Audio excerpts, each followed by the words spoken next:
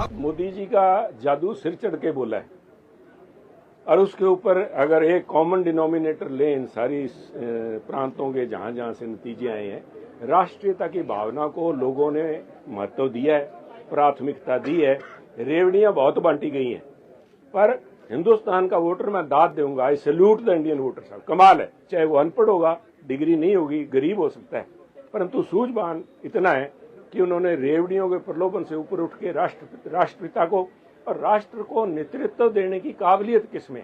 आज जो ये वोट पड़ा है ना साहब, ये छत्तीसगढ़ जिसे कांग्रेस जेब में डाल के चल रही थी, मध्य प्रदेश तो हमारा ही है और राजस्थान में हम जीत के आएंगे, ये जो भावना थी, इसको मोदी जी का नेतृत्व, मोदी जी की नीतियां और मोदी जी की नीयत, क्योंकि ये तीनों चीजें सामने अपोजिशन में दिखाई नहीं देती।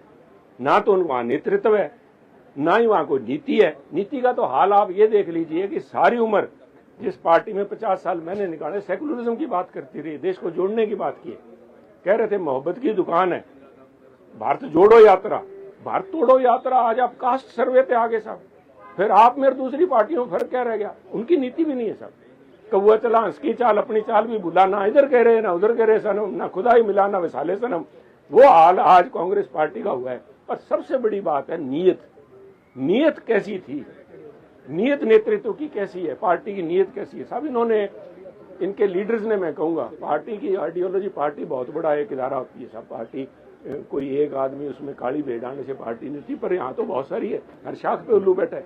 जो जिस प्रांत में भेजा गया लीडर, उन्होंने उसको एटीएम बना लिया साहब। कुछ पार्टी को एआईसीसी में पहुंच जाता था, बाकी सारों के सारे में वो लोगों ने आज रिजेक्ट किया, क्योंकि मोदी जी स्टैंड्स फॉर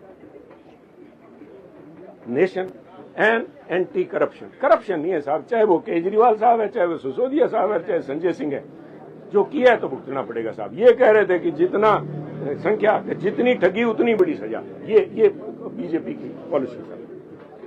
कांग्रेस के प्रधान ने 6 तारीख को इंडिया गठजोड़ की मीटिंग बुलाई है दिल्ली में, उसे देखिए, इस किस्म का जब झटका लगे, दुखदायी घटना हो, तो न्योता नहीं दिया जाता साहब। लोग अफसोस करने आया करते हैं।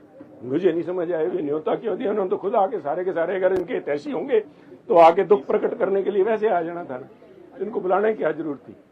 देखिए, आज कांग्रेस के राजनीतिक जमीन इनके पैरों के नीचे से निकल गई साहब। इनको समझना चाहिए। इन्होंने खुद वहां पे, इनके एक लीडर साहबान ने लोकसभा में कहा था कि इनके पैरों के नीचे जमीन नहीं है, और हैरानी तो यह है कि इनको इस बात का यकीन नहीं है। आप तो यकीन कर लेना चाहिए साहब।